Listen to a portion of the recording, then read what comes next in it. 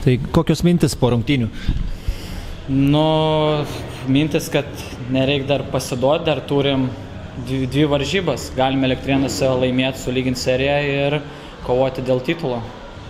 Ir gana sunkiai pradėjote rungtynės. Kaip manai, kokios yra to priežastys?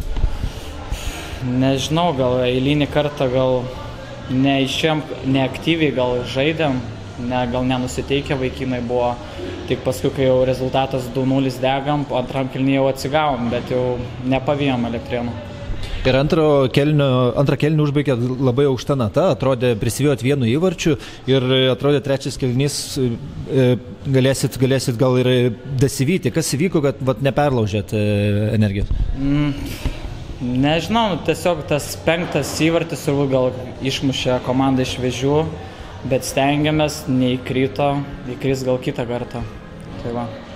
Ir seka turbūt vienas sunkiausių uždavinių dabar laimėti Elektrėnuose. Kaip vertini šansus ir ko galima tikėtis?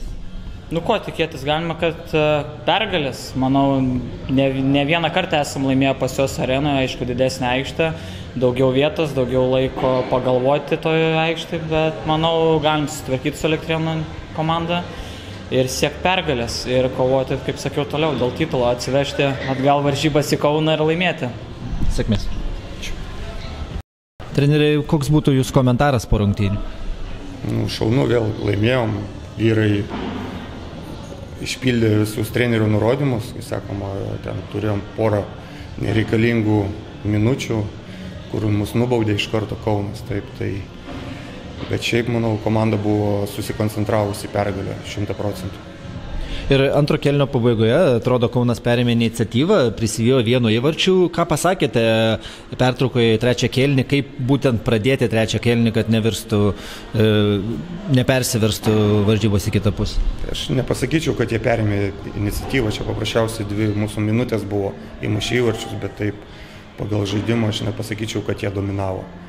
O žinoma, po antro kėlinio Rūbinėje pakalbėjom, kad žaidžiam rezultatui, pergaliai, tai ir to siekti.